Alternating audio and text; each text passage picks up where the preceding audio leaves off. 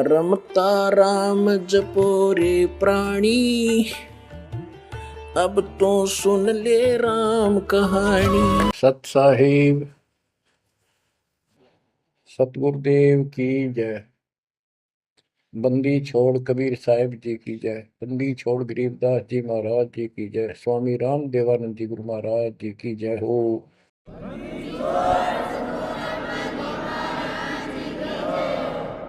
सर्व संतों की जय, सर्व भक्तों की जय, धर्मी पुरुषों की जय। श्री काशी धाम की जय, श्री सुडानी धाम की जय, श्री क्रोथा धाम की जय, श्री बरवाड़ा धाम की जय। सत साहिब गरीब नमो नमो सत पुरुष को, नमस्कार गुरु की नहीं। सुर नर मुनिजन साधुआ, संतों सर्वस दीन। सतगुरु साहिब संत सब, दंडवतम प्रणाम। आगे पीछे मध्य हुए, किनको पूर्व। कबीर सतगुरु के उपदेश का, सुनिया एक विचार।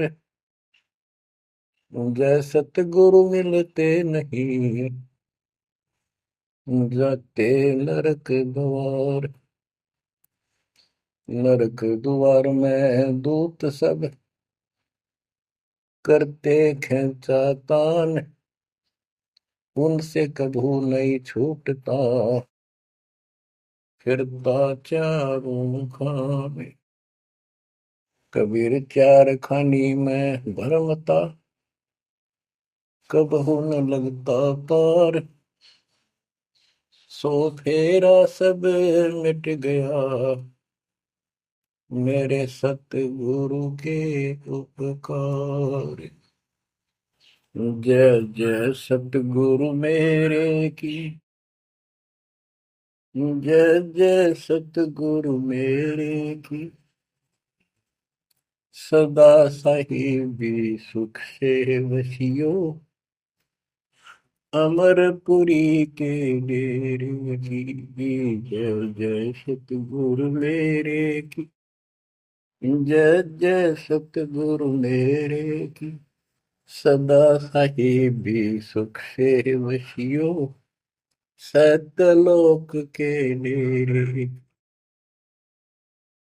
निर्विकार निर्भय तू ही, और सकल वैमान। जी साधो और सकल वैमान। सब पर तेरी साहिबी, सब पर तेरी साहिबी। तुझ पर साहिब नाम, निर्विकार निर्भय। परमपिता परमात्मा कबीर परमेश्वर जी की असीम श्रद्धा से बच्चों आपको अमर कथा सच्चा ज्ञान सुनने को मिल रहा है। आपकी किस्मत परमाने अलग लेखनी से लिखी है, अलग आपका अकाउंट है, जिस पर काल का कोई अधिकार नहीं है। बच्चों, परमात्मा का एक एक शब्द अपने को सत्य मानना होता है। या तो भक्ति पर लगो मत, भोगो कष्ट। भक्ति पर लग के भी और भक्ति मार्ग में अविश्वास होता है, तो वो प्राणी सफल नहीं होता। जैसे दास को पहले शुरुआत में परमात्मा की चाह खूब थी, और ये सुना करते थे द्रौपदी का चीर मिट गया, नरसिंह दास भगत की कुंडली भगवान ने ली। तो इस तरह की बातें आत्मा मानती थी, भगवान कुछ भी कर सकता है। पर कोई कह देता था नहीं ऐसा नहीं हुआ करता है, तो वैसे भगवान की आस्था बनाने के लिए कह रखा है, ऐसा नहीं हो सकता। तो मन ये भी मान लेता था कि ऐसा ना होगा, पर भगवान तो है। केवल इतना मानकर भक्ति कर रहे थे, दीक्षा भी ले ली थी। और फिर परमात्मा ने ऐसा अजब गजब किया, वो सारी शंका मिटा दी। लोहे की जाड़ी को 1 फुट से ज्यादा बढ़ा दिया, और दोनों को बढ़ा दिया, एक को नहीं। तो बच्चों, विश्वास बहुत जरूरी है। जैसे आपको उदाहरण दिया जाता है सत्संग के माध्यम से। एक गांव के बाहर दो साधक साधना कर रहे थे। एक 40 साल से बैठा था, आयु 60 के आसपास हो चुकी थी। दूसरा 4 वर्ष से साधना करने लगा था, वो भी घर त्याग कर बाहर आश्रम बना रखा था। तो बच्चों, वैसे तो साधना दोनों की ही शास्त्र विरुद्ध थी। पिछले संस्कार से प्रेरणा इतनी प्रबल हो जाती है कि आत्मा भगवान की तरफ तड़प जाती है, उसको खोज के लिए निकल पड़ती है, और जैसा कोई मार्गदर्शन मिलता है उसी अनुसार अपना सारा जीवन कुर्बान कर देती है। उससे उसको कुछ तप मिल जाता है, बन जाता है, और कुछ सिद्धियां आनी शुरू हो जाती हैं। उससे उसका वह बोलबाला हो जाता है। फिर उसकी मृत्यु के बाद वह एक यादगार बना दी जाती है। वो नरभाग, आप तो नरक में गया, आने वाले उस गांव की कई पीढ़ियों को भी नरक भेजने का सामान तैयार कर गया। आने वाली पीढ़ियां उसी पर मत्था टेक टेक के उस कब्र पे, उसकी मूर्ति पे, और अपनी मनोकामना पूर्ण करवाती हैं। होता किसी का कुछ नहीं, पर वह भावना बन जाए, एकाधिक वैसे सूत बैठ जाए, दाव लग जाए, स्वाभाविक। जो भक्ति ना करते उनका भी हो जाता है, वो तो उसका संसार होता, और वो नियमित उसका कर देते थे। हम भी ऐसे ही थे। अब बताना चाहता दास, फिर भी विश्वास बहुत काम करता है। भगवान उसके नंबर देता है अलग से, तो उसकी भक्ति में आस्था अगले जन्म में भी बनी रहती है इस तरह की क्रियाओं से। जो आस्तिक और नास्तिक दोनों क्रिया करता है, वो घर का रहता ना घाट का। एक देवदूत आया करता था ऊपर से, विष्णु जी के लोक से, और वो आकर के उन दोनों भक्तों से काफी देर तक चर्चा परमात्मा की करता था। प्रश्न करते रहते थे, भगवान ठीक है, वहां की व्यवस्था कैसी है। तो वो दोनों, ये देवदूत दोनों भक्तों के पास घंटों बैठ कर जाया करता था। देवदूत से भगवान ने पूछा भी, विष्णु ने, कहा जाता है ये ऐसे ऐसे आपके भगत हैं, बहुत गजब के, कुर्बान हाथ के लिए तो उस गांव में, और मैं वहां बैठ रहता हूँ कुछ देर जाके, आपके ऊपर तो कुर्बान है। तो भगवान बोले, विष्णु जी बोले, मैं भगत तो एक है, एक तो वैसे टाइम पास करे। देवदूत बोला, जी वो होगा जो 40 साल से आपके लिए कुर्बान घर छोड़ के आया हो। तो भगवान बोले, ना, दूसरा जो 4 साल से बैठा है वो भगत है, उसको मुझ पर विश्वास है और बड़े पर को विश्वास नहीं है।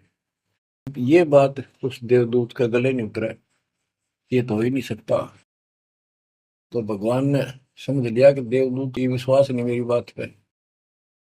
तो विष्णु जी बोले, भाई एक काम करना देवदूत, आज तू लेट जाना समय से, दूसरे समय जाता है, और फिर वो पूछेंगे कारण लेट होने का, उनको फिर ऐसे बताना कि आज भगवान ने समय दे रखा था कि दोपहर को सुई की नोक में से, जिसमें धागा सुई के नक्के में के सुराख में हाथी निकाल लेगा भगवान, और कहना कि मैं उसको देखने के लिए रुक गया।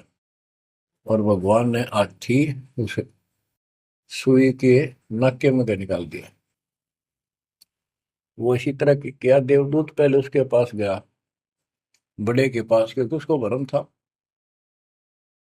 तो विष्णु जी ने कहा था फिर ये देखना वो कौन क्या प्रक्रिया करता है, तुझे स्वयं फैसला हो जाएगा भगत कौन है। देवदूत उस बड़े के पास गया, उसने भी ये जाते कारण पूछा कि क्या बात, देवता से लेट हो गए, आपकी बहुत इंतजार थी और आपके साथ बैठकर भगवान की चर्चा करते थे, अच्छा समय व्यतीत होता था, क्या बात होगी, क्या कारण हो गया लेट हो गया बस।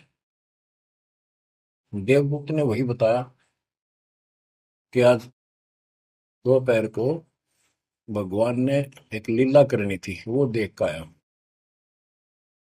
तो भगत बोला क्या लीला की, कि कमाल कर दिया भाई, हद कर दी। भगवान ने एक हाथी को सुई के नक्के में निकाल दिया, इसको देख कर आया मैंने, इसको देखने के लिए रुका था। भगत बोला 40 साल वाला देवदूत देवता, इसी झूठ बोल, किसी का जत जा, ये कभी हो सकता है? सुई के नक्के में का हाथी निकल जा, क्यों झूठ बोल रहा है, देवता होकर ऐसी बात कर रहा था। तो उस देव की होश उठ गया और उसके सारे अनुभव फेल हो गया। तो भगवान ठीक कह के थे तो कति डांगर है, जब इसको इतना विश्वास नहीं भगवान कुछ नहीं कर सकता, तेरे जैसा घसियारा है, फिर भक्ति क्यों कर रहा है। देवदूत उठ कर चल पड़ा। फिर वो 4 साल वाले के पास गया, उसने सोचा यूं तो हमारा धमका दे मेरे को, गुस्से होएगा, इसको तो ज्ञान ही कुछ नहीं होगा अभी तक। उस 4 साल वाले ने भी, भगत ने पूछा देवदूत तभी लेट हो गए, आपके आने की बड़ी इंतजार रहती थी, आज तो सोच लिया था शायद नहीं आएंगे, क्या काम हो गया ऐसा कोई, हमें भी बताओ। देवदूत बोला भाई क्या बताऊं, झूठ मैं कह नहीं सकता और सच्ची की शिकायत गला उतरती नहीं। भगत बोला बताओ तो सही क्या बात है। क्या दोपहर को भगवान ने एक लीला करनी थी, मैं उसको देखने के लिए रुक गया। क्या लीला थी? देवदूत बोला सुई के नक्के में क्या भगवान ने हाथी निकालना था। भगत बोला फिर क्या हो गया, कि वो निकाल दिया, कमाल कर दिया। बोला बस भगवान ने निकाल दिया, सारी पृथ्वी ने धरती ने सुई के नक्के में गया, आप हाथी में आश्चर्य कर रहे हो। तो देवदूत ने सीने से लगा लिया उस बालक को, मैं बोला धन्य तेरे माता पिता जिससे जन्म हुआ। भक्ति कर विश्वास नहीं तो खाक भक्ति है वो। कह कबीर सुनो विषा दो, मैं तो हूं विश्वास में। तो अपने परमात्मा की विज्ञा पे अविश्वास नहीं होना चाहिए। और ये धीरे धीरे आपके साथ भी परमात्मा ऐसी लीला करते रहेंगे और कर भी दी होगी, और ना भी हो तो इतने सारे प्रमाण दिए जाते हैं, विश्वास कर लेना, परमात्मा की भक्ति से दूर ना होना। बच्चों, आपको अजब गजब का ज्ञान दास बता रहा है, जो संत गरीबदास जी ने परमात्मा से प्राप्त हुआ। और ऐसा निर्णायक ज्ञान है, इसका रिजल्ट इस पूरी कथा का फिर बाद में आपको बहुत अच्छा निष्कर्ष मिलेगा। पार्वती जी शिव की पत्नी और 108 बार मर चुकी थी, 109वें जन्म में भी उसने शिव जी को ही पति बनाया, ये संस्कार था उनका। नारद मुनि ने एक दिन आके पार्वती जी को समझाया कि हे माता, भगवान शंकर जी के पास एक ऐसा मंत्र है जो आपको बता देना, उस नाम के जाप से आप अमर हो जाओगे, अन्यथा आप 108 बार मर चुके हो। और वो भगवान उसकी प्रमाण के लिए आपके शरों की खोपड़ी की माला बना रखी है, 108 है गिन दिए।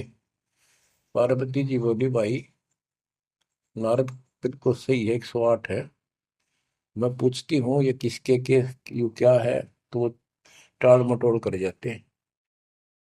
तो हे माता, आपका जन्म मरण मिट जाएगा। तो वो बोली भाई ये मेरे बात समझ में नहीं आती कि शिव महाराज जी मेरे से कुछ नहीं छुपाते, और इसने ये कैसे छुपा रखा मंत्र मेरे से। मेरे से बहुत प्यार करते हैं और बताते हैं तेरी मृत्यु के बाद मैं बहुत रोता था।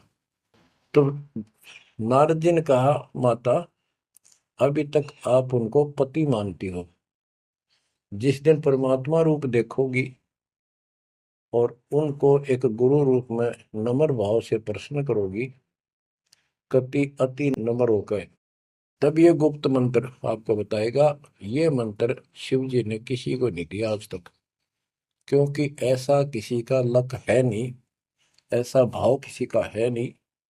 तो आपको वो भाव बनाना पड़ेगा जिससे वो आपको ये अमर मंत्र दे दे। नारद कह के चला गया, पार्वती को बेचैनी होगी माता जी को। शिव जी जब घर आए और दिनों तो वो दूसरे ढंग से बात करा करती, क्योंकि पत्नी बराबर का हकदार होती है, हिस्सेदार होती है। उस दिन चरणों में लेट गई, दंडोत प्रणाम किया और चरण पकड़ के रोने लगी और कहने लगी, हे भगवान, मुझसे ऐसी कौन सी गलती बन गई कि आपने मेरे से वो अनमोल मंत्र छुपा रखा है। हे भगवान, मैं 108 बार मरी, क्या आप दुखी नहीं हुए होगे? मुझे वो नाम बता दे जिससे मेरा जन्म मरण मिट जाए। अब शिव जी उसके मुंह की तरफ देख रहा है, पार्वती की सारी आओ भाव को समझ रहा है। कहने लगा, पार्वती आज तेरे को कौन सा भगवान आत्मा मिल गया जिसने तेरी बुद्धि बदल दी। ये तेरी बुद्धि का ज्ञान नहीं है, तेरे को तो मैं जानता हूँ, ये बात तेरे मन में भी नहीं आती थी। मैंने कोशिश भी की, भक्ति किया करो, आप कह देती थी आप भगवान हो, मुझे क्या जरूरत है, मैं भगवान के साथ हूँ, मैं उनकी अर्धांगिनी हूँ। तब पार्वती जी ने बताया कि नारद जी आए थे, उन्होंने मुझे ये सब बताया। तो भगवान शंकर बोले, पार्वती सुन ले, जितनी बार तू मरी मेरा पागल जैसा हाल हो जाया करता था। एक बार तू राजा दक्ष के यज्ञ में जलकर मरी, तेरे अस्थि पिंजर को उठाए मैं 10,000 वर्ष तक घूमता रहा था, तो आप कंधे पर रख के और पार्वती पार्वती करता हूँ। तो एक सुदर्शन चक्कर आया, उसने काट के तेरे टुकड़े कर दिए शरीर के। जब मैं ठगा सा रह गया, मेरे हाथ कुछ नहीं बचा, फिर तेरा जन्म हो गया, शादी फिर होगी, वह भूल पड़ी। ये मंत्र ऐसा अजब गजब है, ये आम व्यक्ति को नहीं बता जा सकता। भगवान शंकर जी ने कहा कि अब तेरी आत्मा सच्चे दिल से डिमांड कर रही है, अब मैं तुझे यू नाम दूंगा। गरीबदास जी बताते हैं कि जैसे सीप एक जानवर होता है, शंखला सा जैसे एक शंख होते हैं, इस टाइप के मजबूत शरीर का, और उसको सीप बोलते, सीप। वह सीप जो है, गर्मी हो जाती है जब उसको अंदर पानी की डिमांड होती है, मोती बनाने के लिए उसमें प्रेरणा होती है, जैसे पशु में गर्भ धारने की होती है। उस समय सीप समुद्र के ऊपर आ जाती है, ऊपर बादल गरज रहे होते हैं, यदि उसका मुख खुला हो और बारिश की एक बूंद भी उसके मुख में चली जा, तो उससे मोती बनना शुरू हो जाता है। उस बूंद को लेकर शिप वापस समुद्र में गोता लगा जाती है, उसमें मोती बन जाता है। और यदि सीप का वो मुंह बंद हो तो सारा सामान बरस जाए उसके ऊपर, मोती नहीं बना। तो पार्वती को समझाया कि अब तेरी सीप का आत्मा का मुंह खुल चुका है, अब मैं यो नाम दूंगा, असर करेगा। और पहले तेरी सीप आत्मा का मुंह बंद था, इसलिए ये उन्मोद मंत्र ऐसे व्यर्थ नहीं कर सकता था। फिर कहा कि चलो, सुबह सुबह एकांत स्थान पर पहुंच गए। वहां एक सूखा वृक्ष था, पत्ते भी नहीं थे, उसके नीचे बैठ गए। और बच्चों वहां फिर दोनों हाथों की ताली बजाई तो आसपास के पक्षी उड़कर भाज गए, इतना शोर हुआ। और जो अंडे थे वो बच्चे बढ़कर उड़ गए। उसी वृक्ष की खोगड़ में एक खोखले स्थान पर तोते के अंडे थे। वो जो अंडे थे, उस स्वस्थ अंडे तो बच्चे बढ़कर उड़ गए। अस्वस्थ था एक अंडा, कति खराब हो गया था, गंदा हो गया था, वो वहीं रह गया। भगवान शंकर को पता नहीं था कि इसमें कोई तोते के बच्चे भी हैं, अंडे भी हैं। उनको मालूम था कि अंडे भी होंगे तो बच्चे बनकर जा चुके होंगे। अब बच्चों, बहुत सी कहानी इस एक ही कथा से आपको समझ में आएगी। जैसे ये क्या करते हैं, भक्ति ना करके मृत्यु के प्राप्त हो जाते हैं, फिर क्या करते हैं, अस्थियों को उठाते हैं, जड़ी हुई हड्डियों को, उनको उठाकर गंगा में बहा के आते हैं। उनका उद्देश्य तो ये होता है कि इसको इतने गहरे पानी में डाल दें कि जो व्यक्ति मर जाता है, स्त्री या पुरुष, जब वो प्रेत बन जाता है तो अपने घर आता है। घर में वो अपने बॉडी को खोजता है, फिर वो जाता है शमशान घाट पे। उसको एहसास होता है कि ये ताजा ताजा जो फूके गए हैं ये तेरी हड्डी है। उन हड्डियों को अपनी मान कर उनका चिपक जाता है भूत। और फिर कभी घर और कभी उन हड्डियों के पास वहां चक्कर काटता रहता है और परिवार वालों को तंग करता है। तो क्या कर, इसीलिए उसको उन हड्डियों समेत उठाकर उसने इसी जगह डालते हैं, उसको भेदना नहीं लगता और वो भटक भटक के चला जाता है। तो बच्चों, अब हमने न तो ये क्रिया करनी, क्योंकि हम भूत बनाए को नहीं, हमारी सच्ची भक्ति है और उससे कोई समाधान नहीं हो जाता।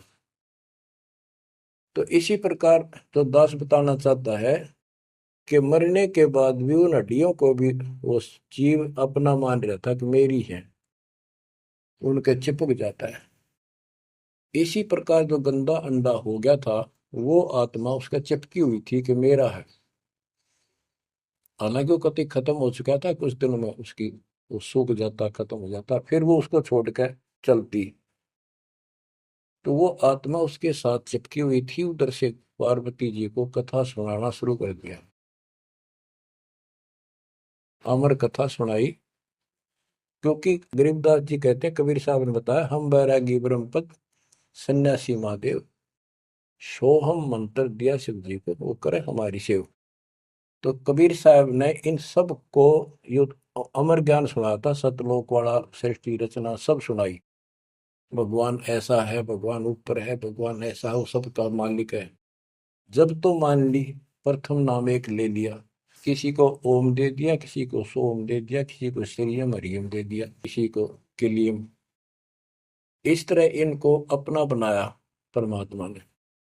और फिर सोचा था कि दोबारा मैं आऊंगा, अगर इनकी बुद्धि काम करेगी, इनकी आस्था ठीक रही, तो फिर नए सिरे तो मंत्र पहला दूंगा। जब दूसरी बार परमात्मा गए तो इन सब की बुद्धि काल ने फेर दी। इन्होंने सुनी भी नहीं कबीर साहब की बात। तो कबीर साहब वापस आ गए।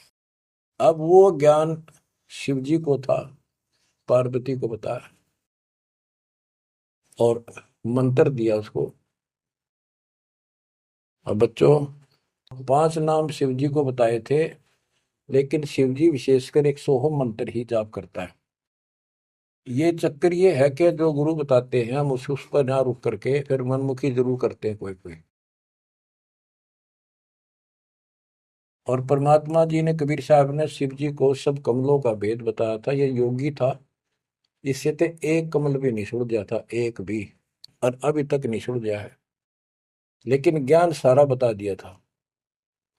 तो पार्वती को सुनाया जा रहा था ज्ञान, पार्वती यश करती जा रही थी, देखो ये मूल कमल है, आगे चलो स्वाद चक्र है, फिर नाभि कमल है, हृदय कमल है, उसमें ऐसे ऐसे देवता हैं, कंठ कमल में ऐसा है, त्रिकुटी कमल तक पहुंचा दिया बस। पार्वती जी ध्यान मग्न होगी, उसको नींद आ गई। बोलना बंद कर दिया। उधर से वो पक्षी इस कथा को सुनने से वो अंडा स्वस्थ हो गया तोते का, और ओंकार्य बुलंद आ गया। शिव जी ने देखा आवाज और तरह की आई, पार्वती तो सो रही है, लटके ले रही है बैठी बैठी, आवाज कहाँ से आई? उसने देखा एक पक्षी उस वृक्ष की खोगड़ में, वो थोथे स्थान में नजर पड़ा, पक्षी उड़ कर भाग लिया। शिव जी उसके पीछे चल पड़े कि इसने मेरा ज्ञान चुरा लिया। आकाश में उड़ गया, उड़ के पीछे हो लिया। ये तोते वाला जीव परमात्मा की अमर कथा सुनता है, उसमें भी शक्ति सिद्धि आ गई थी। और ये ज्ञान जो है पूरे पहुंचे हुए संत से सिद्धि युक्त और अधिकारी से सुनने से ज्यादा असर करता है। भगवान शिव तीन लोक के प्रधान है, इनमें आध्यात्मिक शक्ति है, वो साथ मिलकर उसकी आध्यात्मिक शक्ति के साथ वो वाणी परमात्मा अमर कथा उसके भी बॉडी में गई, उसमें सिद्धि आ गई। मोक्ष तो बहुत दूर की बातें हैं, ये तो लंबा चैप्टर है, लंबी कहानी है, लेकिन सब थोड़ा थोड़ा हिंट आपको देना पड़ता है, कहीं कभी कोई मिसगाइड ना करते। सिद्धियों कहते हैं अष्ट सिद्धि, नौ निधि के भरे पड़े हैं शिव जी, और इनके वचन से भी सिद्धि आ जाती है, किसी को ये कह दे तो। लेकिन इन सिद्धियां ने के चाटा ये मोक्ष तो ना हुआ है। भाव कहने का ये है कि वो तोते वाला प्राणी वेद व्यास के आश्रम में पहुंच गया, उड़ता उड़ता पीछे पीछे शिव जी, वहां शरीर छोड़ गए, और व्यास की पत्नी ने जमाई ली थी, उसके द्वारा सांस के द्वारा वो सूक्ष्म जीव अंदर चला गया। और जब गर्भ धारण का समय आया तो उनके गर्भ में स्थान लिया, उस बच्चे के शरीर में प्रवेश हो गया, 12 वर्ष तक वहीं रहा। आगे कथा इसमें आगे आएगी, वो बताऊंगा। अब ये वाणी सुनाऊंगा जो आसानी से आपको समझ में आएगी। मोक्ष मुक्ति का लख्यान बेवा, ब्रह्म में पुत्र व्यास सुखदेवा, सतगुर मेरा महादेव पंका, 84 की मिटी न शंका। के महादेव जैसे भी उनको मिले, फिर भी 84 लाख योनियों का चक्कर उसका मिटा नहीं। अठोत्तर जन्म गौरी भरमाई, शिव को रुनमाला गले लाई, अर्ध शरीरी देवी गौरा, जिनका थीर बयानी मोरा। 108 जन्म पार्वती जन्मती मरती रही, और शिव जी ने उसके सिर की माला, सिर के रुंड खोपड़ियां माला बनाकर गले में डाल रखी थी। अर्ध शरीरी देवी गौरा, जिनका थीर बयानी मोरा। अर्धंगनी थी शिव की पार्वती, और उसका भी मोक्ष नहीं हुआ। नारद मुनि उपदेश बखाना, गिरजा सुनो मोक्ष पद ज्ञाना। सुन हे देवी गौरा माई, 68 तीर्थ पर भी नाई, पिंड प्रदान किए कह बारा, खुला नहीं मुक्ति का द्वारा। जब पिंड प्रदान कहते हैं ना, पिंड प्रदान करने से भूत जुनी जा छूटे थे, पिंड प्रदान करंत गरीबदास जिंदा कह नहीं मिला भगवंत। जैसे पार्वती भूत पड़ गई, पिंड प्रदान कर दिए, भूत जुनी छूट गई, और फिर पता नहीं किस दुनिया में चला जाता प्राणी। इसके संस्कार अच्छे थे, ये फिर मनुष्य जीवन, लड़की का जन्म हुआ, शिव जी के ब्याह गई। ये पिछले जन्म जन्मांतर की शक्ति भक्ति के कारण मनुष्य जीवन ज्यादा भी हो सकते हैं, लेकिन मोक्ष न होने से फिर 84 लाख योनियों में जाना था। इस पार्वती ने भी आगे भी जाएगी, शिव जी भी मरेगा, पार्वती भी मरेगी, और फिर ये 84 लाख योनियों में जाएंगे। कहते हैं चंद सूरज की आयु लग, जो जीव का रह शरीर, सतगुर से बैठा नहीं तो अंत कीर का कीर। अगर चांद सूरज की आयु तक भी जीव का शरीर रहे और पूरा सतगुर मिला नहीं, तो अंत में कीड़े मकोड़े बनेगा। अब नारद जी बता रहे पार्वती जी को, सुन हे देवी गौरा बाई, 68 तीर्थ पर भी नाई, पिंड प्रदान किए कह बारा, खुला नहीं मुक्ति का द्वार। सारे कर्म कांड कर लिए तेरे मृत्यु के बाद, तेरा फिर भी मोक्ष नहीं हुआ, फिर जन्म हुआ।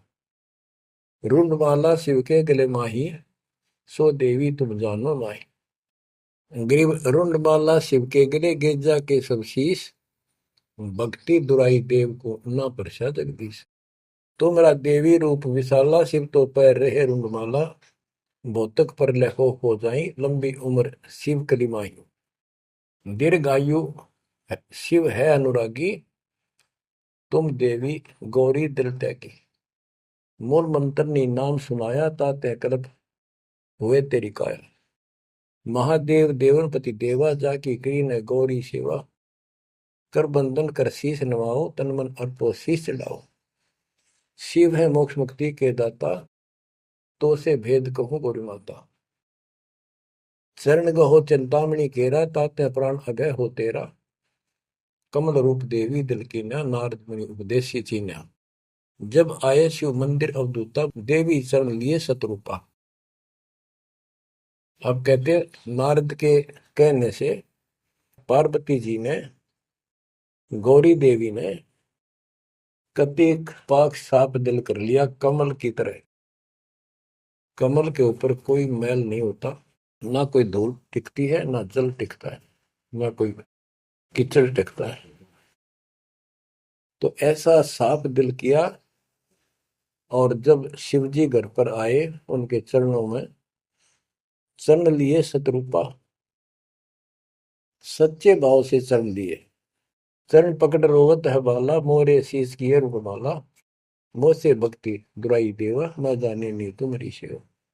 मोह से भक्ति दुराई स्वामी, हमसे भेद कहो निज दामी। मैं अबला हूं बाला बोली, पार निभाओ हमारी डोली। कति चरण पकड़ के कहने लगी, मैं तो भोली भोली सी लड़की हूं, और मेरा बेड़ा पार करो। बच्चों, ये सारी कहानी आपको मौखिक सुना दी। इन वाणियों में सारा इसी का निष्कर्ष है। अब क्या बताते हैं? गृह मूल मंत्र महबूब का, एक सुनाओ मोही। पार्वती जी कहती है शिव जी को कि उस परमात्मा का समर्थ शक्ति का जो मूल मंत्र है वो मुझे बता दो। अब इन मूल मंत्र का पता नहीं, जिस भी नाम को ये गुप्त रखते हैं, जो विशेष नाम इनके पास है, उसी को मूल मंत्र मान रहे थे।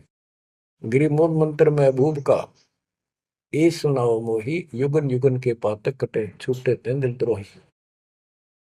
पूर्व जन्म की कथा सुनाओ, मूल मंत्र हमें शिव गोराओ। भूल रही भवसागर हमी, मोक्ष मुक्ति के दाता तुम ही। शिव बोले सुन देवी बाता, को उपदेशी मिला विदाता। ये तो ना ही ज्ञान तुम्हारा, हम सो भेद कहो परवार।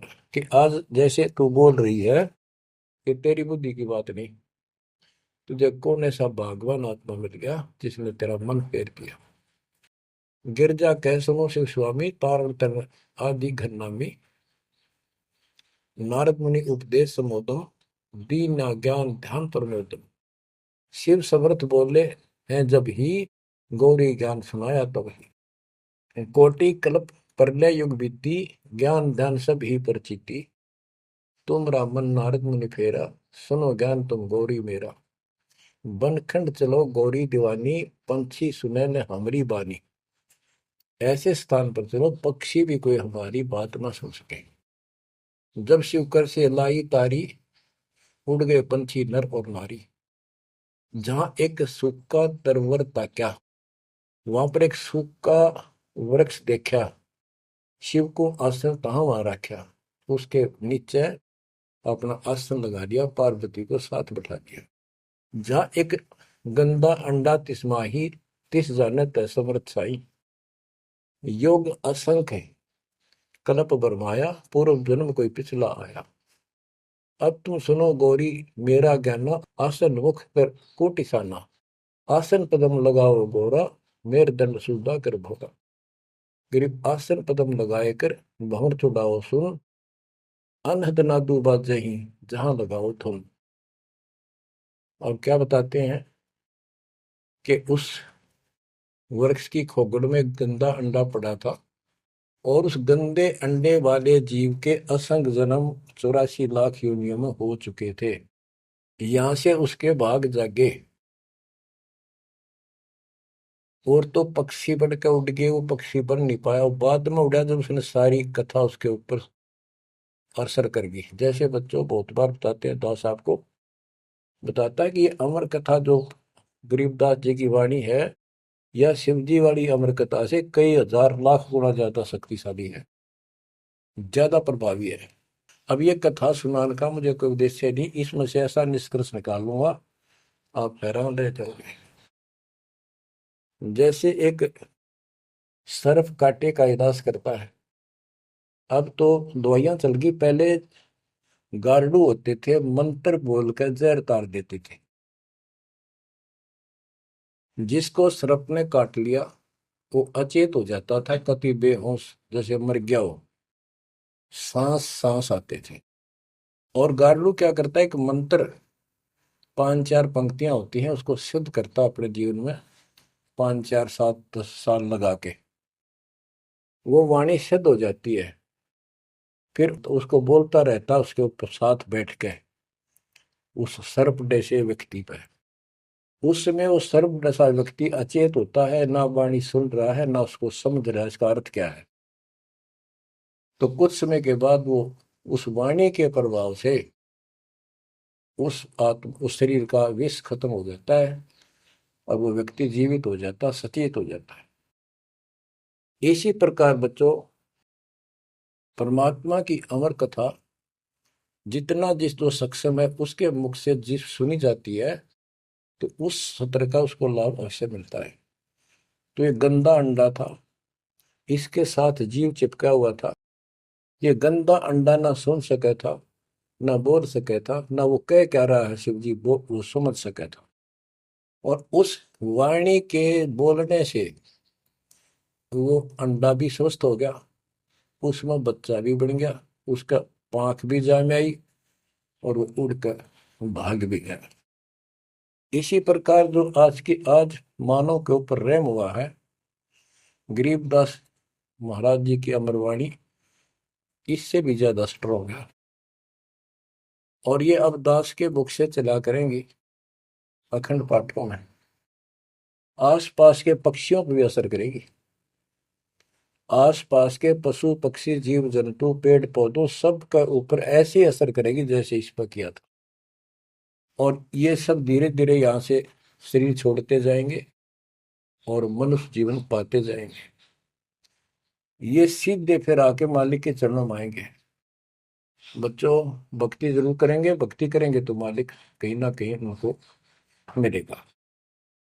अब मैं सुखदेव ऋषि की बुक सुनाता हूँ, पार्वती का तो दिया। अब एक बात विचार करो कि जहां पार्वती जी को मंत्र मिला, अमर मंत्र मिला, वो नाम मिला भक्ति करने का, यानी वो शिक्षा भई, तो वो स्थान पार्वती के लिए तो अमरनाथ हो सका है। ये जो वहां आजकल जावे हैं मत्था टेकन देखन दर्शन कर, उनके लिए अमरनाथ नहीं है वो।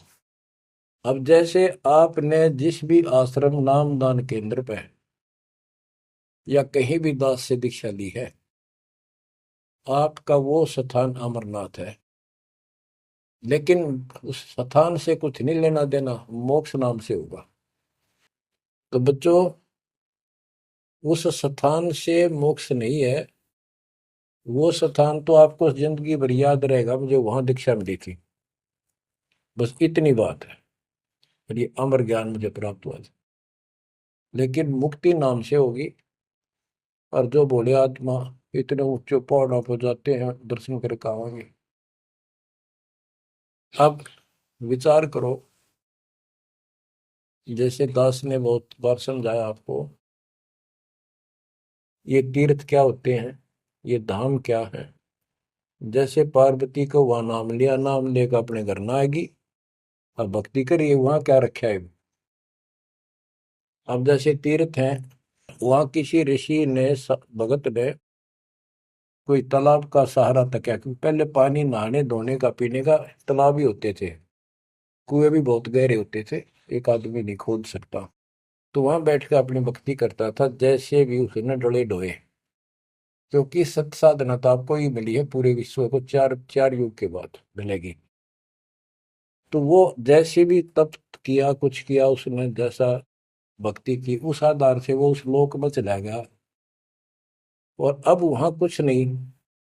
अब जैसे हम किसी का एक हमाम दस्ता ले आते थे और उसमें सामग्री कूटते हवन की और वापस देते थे मांझ धो के। हमाम दस्ता होता है लोहे का उखड़ सा, एक डेढ़ एक फुट का उसका मुसड़ सा होता है लोहे का ही, उससे वो कूटते हैं जैसे चटनी कुट्टा रहे कुंडी में। तो हमाम दस्ते में थोड़ी बहुत स्मेल थी और 5-4 दिन में वह भी खत्म होगी। जिसका मांग के लाए थे उसको दे आए, तो उन घर वालों ने महसूस हुआ कि इसमें कुछ स्मेल आवा है, तो कोई सामग्री कूट रखी है। और कुछ दिन के बाद वो स्मेल भी खत्म होगी और वो सामग्री सारी कति साफ करके अपने घर रख ली। अब उस स्मेल को सूंघ बार बार को, हो कमाल हो गया, बड़ी स्मेल आई, फिर वह खत्म होगी, चलो स्मेल लेके आते हैं। उस स्मेल से कुछ नहीं होने का, उस सामग्री से गूगल खेओ, वह बनानी पड़ेगी। इसी प्रकार मोक्ष प्राप्ति के लिए यह साधना करनी पड़ेगी। तो वहां जाने से कोई लाभ नहीं जहां पर कभी कोई ऋषि ने कोई साधना की थी, वो तीर्थ बने हुए हैं। तो काल ने परमात्मा से कहा था, जो मालिक आए थे जोग जीत रूप में, अपने बच्चे ज्ञानी के रूप में, जोग जीत रूप में, सहज दास रूप में, कई रूप में आते रहते हैं। तब काल ने सारी वचनबद्ध करा के मालिक को, और फिर अपनी वह दुष्टता दिखाई थी। इन्हों कहा था जाओ ज्ञानी वैसे जाओ, जोग जीत संसारा, जीव न माने कहा तुम्हारा। जीव तुम्हारा कहा न माने, हमरी और हो बात बखाने, तीर्थ व्रत और झूठे जब तब मन लाऊं, देवी देव देवर पुजवाऊं, या वो जीव को बरमाऊं। द्वादश पंथ करूं मैं साजा, नाम तुम्हारा ले करूं आवाजा। द्वादश पंथ जो नाम जो ले, सो मेरे मुख में आन समोई, और अनेक पंथ चलाऊं, या जीवों को बरमाऊं। तो आज वो सारा काम इसने कर रखा है। अब आप किसी को समझा के देख लो, आपके सर हो जाते हैं। तुम हमारे देवताओं को ऐसे बताते हो, हमारी साधना को गलत बताते हो, तीर्थों में जाना ठीक नहीं, व्रत रखना ठीक नहीं।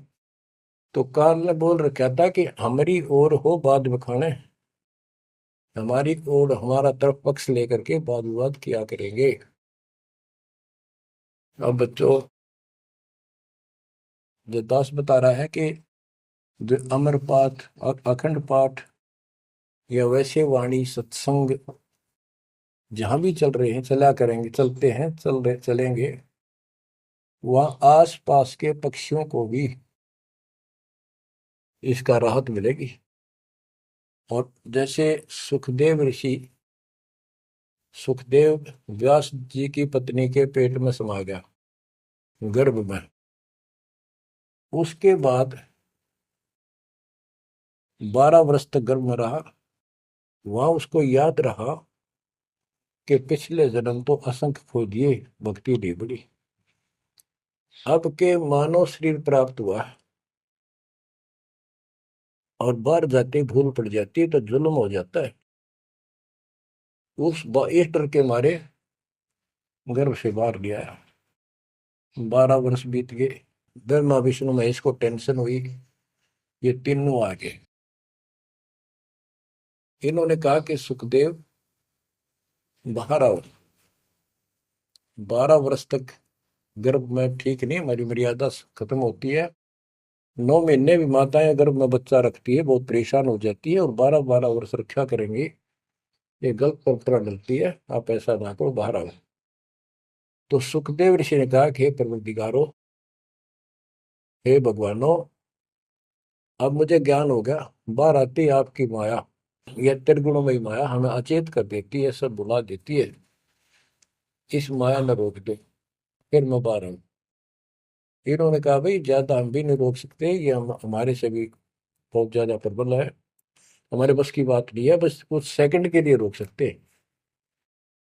तब उसने कहा जी कुछ सेकंड के लिए रोक दो।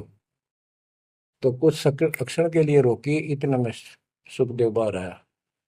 तो उसको भक्ति की प्रेरणा बनी रही, भगवान की याद रही। उसी समय 9 नाथ 84 सिद्ध यानी 93 बच्चे और लड़के पैदा हुए, ऐसा इत्तेफाक था, संस्कार था उनका। उनको भी ये बातें याद रही, उनमें से 9 तो नाथ बन गए और 84 सिद्ध कहलाए। उन्होंने भक्ति की प्रेरणा बन गई बचपन से ही, मालिक की याद बनी रही। लेकिन सच्चा सतगुरु ना मिलने से ये भी डले डोए। अब बच्चों ज्ञान पूरा आ चुका है और वो ठीक का समय आ गया है। गुरु पूरा, ज्ञान पूरा, भगवान पूरा। तो अब जो ये वाणी चले हैं और दास के मुख से चला करेगी, ये सत्युत मस्तार देंगी। काल के पता नहीं कितने जुगाड़ को तोड़ेंगी, कितने जीवों का उद्धार बनेगा। मनुष्य का तो कहना ही क्या, डांगर डोर पशु पक्षी कीड़े मकोड़ों को भी सहारा मिलेगा इसका।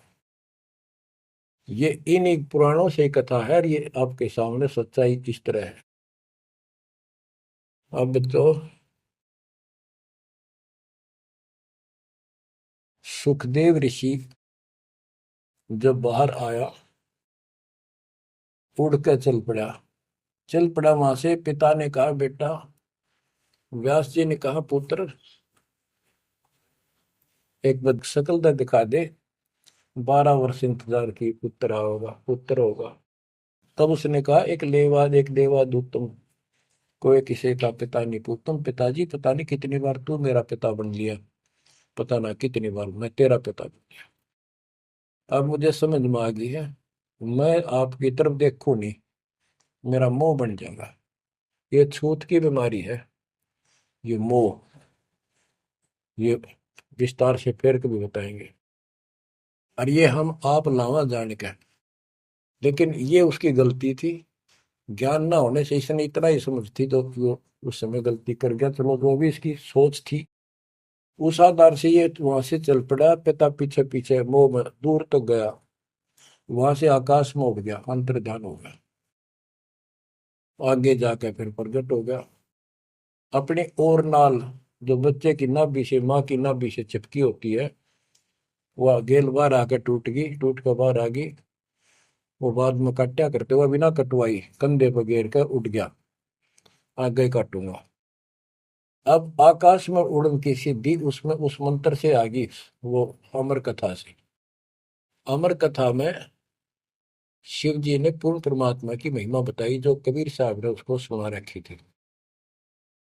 इसमें काफी प्रकरण है, अब इतना समय नहीं जो मैं वो शायरी बताऊंगा आपको। कभी परमात्मा ने दया की बड़ी जेल में, फिर उनको विस्तार से समझाया करेंगे। तो कहने का भाव ये है कि सुखदेव ऋषि को अभिमान हो गया कि मैं बहुत बड़ा सिद्ध पुरुष हूं, आकाश में उड़ जाता हूं। तो बच्चों स्वर्ग में जाने लग गया, और स्वर्ग के देवता ऋषि महर्षि सब उसको, उसकी जो है ना पूरी वो करें, सम्मान करें, उसकी आरती तारे कि बड़ा धन भाग है तेरे, बड़ी सिद्धि प्राप्त कर ली। इन इतना पता सिद्धि आएगा, और जन्म से ही छोटी उम्र में आपको इतना कुछ प्राप्त हो गया, आप तो बड़े पहुंचे हुए हो। तो सब उसकी खूब अच्छी तरह प्यार रखे, महिमा गाओ। एक दिन उसको, उसने स्वर्ग में जाने की इच्छा व्यक्त की विष्णु जी के लोक में। वहां उसको इसलिए नहीं जाने दिया कि उसका गुरु नहीं था। विष्णु जी तक बात कही। विष्णु जी ने पूछा कि हे ऋषि जी, आपने गुरु नहीं बना रखा? अगर नहीं, गुरु की क्या आवश्यकता है महाराज, ये गुरु बना रहे वो नहीं आ पाए और मैं बिना गुरु के आ गया। विष्णु भगवान बोले ठीक है, वो अलग बात है, या वही रह सकता है जो पहले गुरु बनाओ। फिर एक बीमारी और अहंकार के, मेरे बराबर पृथ्वी पर कोई गुरु नहीं, मैं बाल ब्रह्मचारी, वहां कोई ऐसा संत नहीं, वह बनाओ गुरु किसको? विष्णु जी ने कहा कि राजा जनक मेरे परम भक्त है, आप उनसे दीक्षा दो। यूं कह के विष्णु जी चले गए, उसको बाहर निकाल दिया पार्षदों ने। वो स्वर्ग में आए, वहां सारी कथा बताई। फिर अन्य स्वर्ग, कोमर स्वर्ग, फिर ऋषियों के पास आए नीचे, उनको बताया तो सब ने कहा कि सुखदेव बहुत बड़ी गलती कर रखी है। गुरु नहीं बनाएगा, गुरु नहीं बनाएगा तो गधा बनेगा। तो पिछले जन्मों में उसको एकदम वो रील सी चल गई कि मैं कभी गधा बना था एक बार, पर अंधा हो गया, स्वामी ने छोड़ दिया, कुमार ने। और मैं भटकता भटकता इन नाले में फंस गया। मेरा पुड़ी बना ली लोगों ने, आन जान लागे। मैंने कहा नहीं, भटक के भूखा मर के, भूखा होकर तो मरा, प्राण निकले। उस भय से उसको चिंता बनी। फिर अपने पिता के पास वापस आता है। व्यास जी देख के बड़े खुश हुए कि बेटा आ गया। सारी बात पूछी तो सारी अपनी समस्या बताई पिताजी के सामने। पिताजी ऐसे ऐसे बात है, भगवान ने कहा कि राजा जनक को गुरु बनाओ।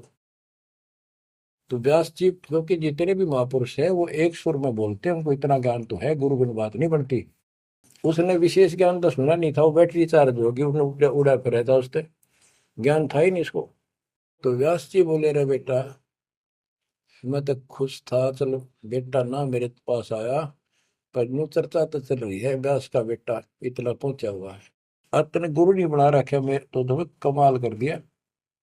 तो दो कोड़ी का जीव नहीं, कल नहीं ये तेरा प्राण छूट जाएंगे या बैटरी खत्म हो जाएगी और नरक में जाएगा बेटा। गुरु बिन बात पड़ती है। तो आखिर में हार कहने बोला, हे गुरुदेव, हे पिताजी, मैं कैसे गुरु बनाऊं राजा जनक को। राजा जनक गृहस्थी भाई, ओए होए, और कैसे शीश निभाऊं जाए। जनक विदेही राजा भाई, कैसे शीश निभाऊं जाई। ओहो। सुखदेव बोले, ज्ञान विवेक का हमने स्त्री का मुख नहीं देखा। तो उसके पिताजी बोले, जो भगवान ने कह दिया, अरे तू अब भी अगरम बगरम कर रहा है, एक अन्य का जीव नहीं, तेने ज्ञान भी क्या आएगा, कहाँ जाएगा फिर तू। वहां तेरे को पढ़ने नहीं देंगे स्वर्ग के अंदर। जो मरता क्या नहीं करता, राजा जनक के द्वारे गया, वहां चरणों में मत्था टेका और अपने कल्याण का मार्ग पूछा। बच्चों, क्योंकि यहाँ समय बहुत कम मिलता है, इससे बहुत सी जानकारी होगी आपको, अजब गजब ज्ञान होगा। क्योंकि अभी तक दास ने आपको केवल प्रमाण दिखाए, सारे ग्रंथ सुलझाए और एक नंबर का ज्ञान आपके हृदय में जमा दिया कि जो दास कह रहा है वो सारी सच्ची है। अब दास कोड वर्डों में, संकेतों में भी ज्ञान समझाएगा, तो भी आपकी आत्मा गिल्ला कैच करेगी साथ के साथ। गरीब गोता मारू स्वर्ग में, जा बैठो पाताल, गरीब दास ढूंढता फिरो अपने हीरे मोती लाल। आप वो हीरे मोती लाल हो बच्चों, आप सामान्य आत्मा नहीं हो। जब परमात्मा आपको कैसे रंग रहा है, रंग में कैसे दूध अमृत पिला रहा है आपको घर बैठे, आपको नहीं पता इसका क्या प्रतिफल होगा। बच्चे को माता पिता दूध पिलाते हैं, बढ़िया भोजन खिलाते हैं, उनको पता है कि इसको कितना इसका लाभ मिलेगा। बच्चे को ज्ञान नहीं होता, वो धक्के तो पिलावे, खेलने लग रहा है वो, माँ लाओगी बुला के, आजा भाई आजा बेटी, दूध पियावेगी। बस दूध पीता पीता भी इन्होंने सोचा है, बच्चा अब छोड़ दे जल्दी ही, डांक ठोकूं बाहर खेल का हूं। और वह दूध पिया के फिर छोड़ देती, जा वे खेल है तू। तो बच्चों, ये अमृत दूध है आपकी आत्मा के लिए। अपना काम करो, संसारी काम करो, फिर तो दिन का जो होमवर्क क्लास वर्क है वो भी करो। तो ज्ञान का जो असर है ये व्यर्थ नहीं जाएगा, आपकी आत्मा को इतनी ताकत दे देगा जिसमें भक्ति बिल्कुल सुदृढ़ हो जाएगी, सुरक्षित रहने लग जाएगी। क्योंकि मन में दोष नहीं रहेगा, कोई गलती करे बनेगी नहीं, तो सब कुछ सुरक्षित रहेगा। आपके मोक्ष के लिए परमात्मा ने कसर नहीं छोड़ रखी, जो भी संभव व्यवस्था है वो सारी कर दी है। बच्चों, तुम भी दया करियो, रहम करियो उस परम पिता पे। और इस दास की उम्र देखो, और दास कहाँ है 9 साल से, ये देखो। और यहां से आपके लिए क्या कर दिया उस दाता ने, उस मालिक को देखो ध्यान से। आप बालक नहीं हो, आपकी आत्मा में समझ आ जानी चाहिए कि ये क्या हो रहा है। कुर्बान हो जाओ, संसार की भूल जाओ बातों को, जो ज्ञान हम देते हैं उसके ऊपर समर्पित हो जाओ। तन मन धन सब अर्पिए, भक्ति मुक्ति के काज, जिनके उनमें बंदगी के इंद्र का राज। बच्चों, इंद्रिय कर्म न लग लगार, जो भजन करे नर सुंदरे, गरीब दास जग कीर्ति होगी, जब लग सूरज चंद्रे, जब लग सूरज चंद्रे। बच्चों, आने वाली पीढ़ियां आपको भी याद करा करेंगी, जब तक चांद सूरज रहेंगे आपका नाम रहेगा कि हमारे कौन माता पिता, कौन दादा परदादा दादी इसे अमृत ज्ञान को हमारे कुल में लाए थे। आने वाली पीढ़ियों के उद्धार के लिए तुम जिम्मेवार हो। कुर्बान हो जाओ, परमात्मा आपको मोक्ष दे, सदा सुखी रखे। सत साई।